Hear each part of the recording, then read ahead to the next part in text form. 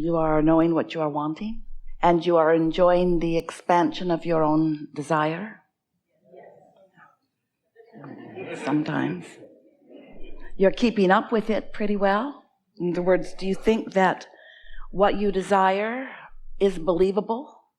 Do you believe in your own expansion and in your own becoming? Do you believe in your ability to let more and more of what you want into your experience? Because that really is the key to living happily ever after. You cannot slow your desire making down, because life just makes more desire. The variety that surrounds you and your ability to focus and your inability not to focus. In other words, you cannot help but focus. Your personal perspective just keeps you being the focusing mechanism that you were born to be. So you just keep focusing more and more desire into more and more clarity. You can't stop that. But you do have options about how well you keep up with your own desire. And by that we really mean what we just asked you, how much of the new desire that your life constantly helps you to give birth to, how much of that desire do you believe? Sometimes, as you've been moving through life, you've not only picked up desire, but you've picked up conflicting beliefs about your desire. Your life sort of teaches you how you feel about things. And since most people are mostly just responding to life, in other words, most people are just having a knee-jerk response to life, so their life teaches them a sort of habit of thought. That's what a belief is. A belief is just a thought that you continue to think. It's a habit of thought. And so sometimes those habits of thought you pick up from those who were up close to you when you were very, very young. It's a very common thing that what your parents believed is what you believed, because as they believed it, it's what the law of attraction brought to them. And since the law of attraction brought it to them, then it manifested in their experience. And so you witnessed it. And what you witnessed is what you believe, because you'd feel crazy not to believe what you're witnessing. There it is right there in full view. The data is all right there. The proof is right there in front of me, and therefore I believe it. And so it's not the easiest thing to hear that you can believe differently, and therefore you can attract differently, and therefore life can be different, because most aren't doing that. Most are just observing. So most are offering most of their vibrational frequency, and that matters so much, in response to what they are observing. And because they're offering that frequency, the law of attraction is responding to that frequency and giving them more of what that frequency is. So it's really easy to come to believe in not enough of the things you want. Not enough money, not enough love, not enough kindness, not enough clarity. It's easy to believe it because that's what you're witnessing. We want you to realize that you have more options in what you believe, that you can believe past what is. In fact, we want to say that even more clearly. You gotta believe past what is if you want to be a deliberate creator. Most don't. Most don't believe beyond what is. It is, and so they observe it, they like it or don't. They have an emotional response that reflects whether they like it or whether they don't. They get more of whatever it is that they're focused upon, which makes them believe it more. And then most people set about taking those manifestations that are nothing more than response to their vibration and sorting them into piles. That's a good pile and that's a bad pile. That's a wanted pile, that's an unwanted pile. And then most humans argue over about the rightness or the wrongness of the piles, not realizing that they can participate in whichever pile of whichever subject that they want to, and that their attention to it is what causes more of that to come to them. This law of attraction is the law that organizes the entire universe. The law of attraction, in its purest definition, says that which is likened to itself is drawn. So doesn't matter what you're giving your attention to, you get what you think about. So the key is to think about what you want, even if what you've got isn't what you want. And some say, "Whew, that's not the way I think. I think I should face reality." And we say, we don't want to upend your beliefs, and we're not trying to get you to believe things that you don't already believe. It isn't about there being this belief system that we want you to believe in. We just want you to gain the control of your own experience that you were born expecting to live. We just want you to be the deliberate creator that you were so excited about being when you made the decision to come into this leading edge environment. When you as a creator wanted to come and see what's around and evaluate it from your personal and very specific and very important perspective. And then from that place, come to your own serious and important conclusions about what you prefer from where you stand. Because you understood that when the preference was born within you, that if you had the ability to focus in the direction of your preference, that the law of attraction and all of the energy of the universe would move in the direction of your attention. So we want to remind you of some things you knew when you made the decision to come. We want to remind you that the law of attraction abounds, and we want to remind you of the power of your own thought. And we want to help you to understand a very important concept, which is the path of least resistance. And by that we mean there is a current of energy that comes from source, that is on your side, that adores you and flows to you and through you, that is the basis of all of the good that life can bring to you. It comes from source energy. It's an awareness of source energy upon you and your value, your true perfection. It's source energy who adores you and who flows to you and through you. And when you get in alignment with that flow, that is the ultimate path of least resistance. It's the flow of love.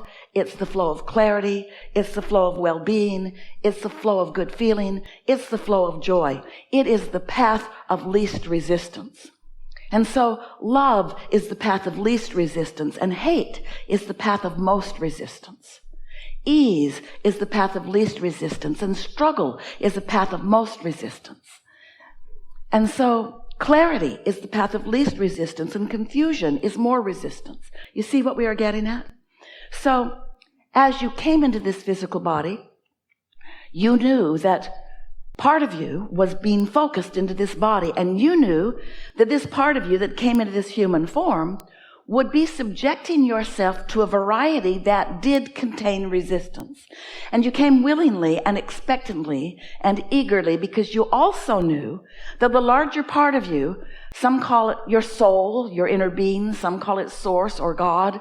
We call it your inner being, this non-physical energy of perfection and of expansion, continually becoming more.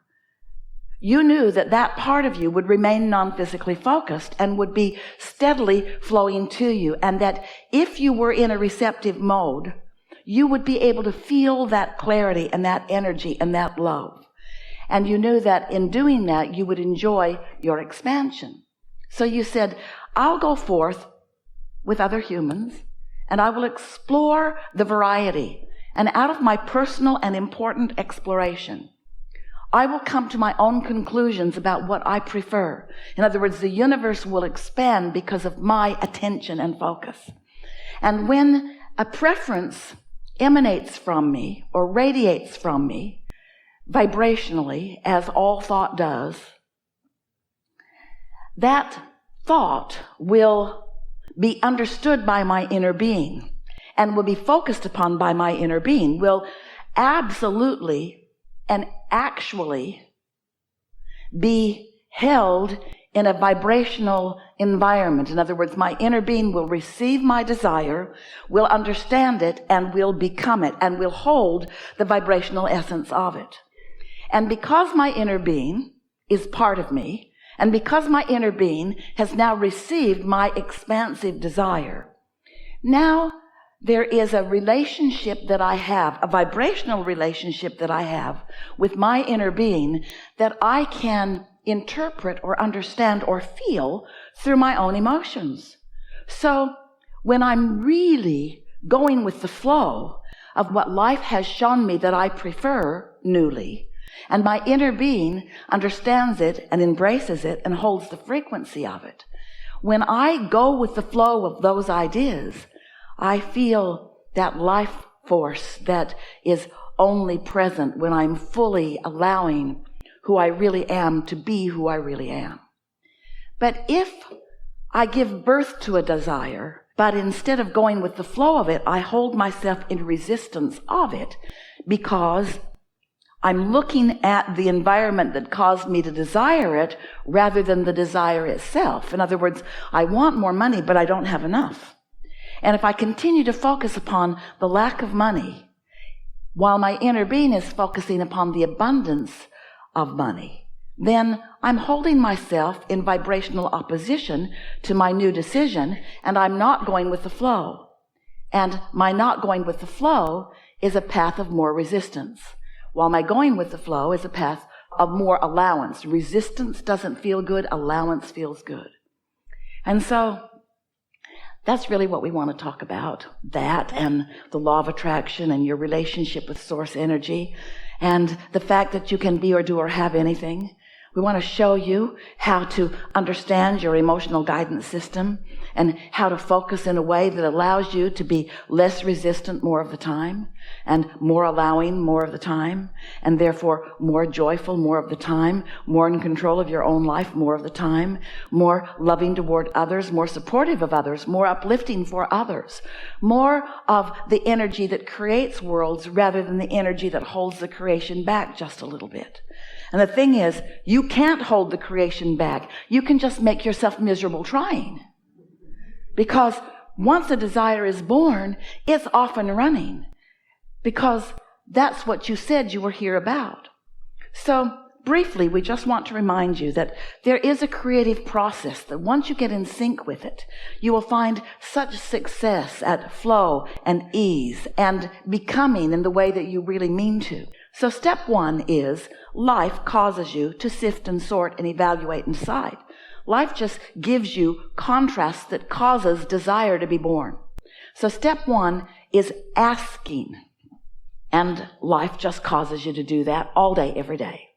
Step two is not your work and not your focus. It's the work and the focus of your inner being. Step two is when you ask, it is immediately, instantaneously given to you in vibrational form. When you ask, it is given. And the vibrational form is so magnificent because the vibrational form means that your inner being and all of your inner being's partners in non-physical, which is source energy, form a focused attention and a collective energy gathering environment around what you have asked for. And cooperative components of all manner and all kinds are gathered in this vibrational environment for your benefit. And we call that vibrational environment a vortex because it's a gathering of energies, and it's impossible for anything that's a vibrational match to what you've asked for not to be gathered. And so the cooperative components, it's enormous, it's significant, and it's steady, and it's sure, and it's all for you. Step one, step two. Step three is, now you, who have been somewhat resistant when you knew what you didn't want, which caused you to know what you do want. Now your work is to focus upon what you do want rather than justify why you don't want what you don't want. You gotta go with the flow of your own new desire rather than stand in stubborn defiance of what you're living, a sort of outraged justification. I need it, I demand it, I want it. That's not going with the flow. That's going against the flow. Going with the flow is thinking about how good it will feel, or looking for things that feel good right now. You don't even have to stay on the subject of your desire. You just can't focus in opposition to your desire.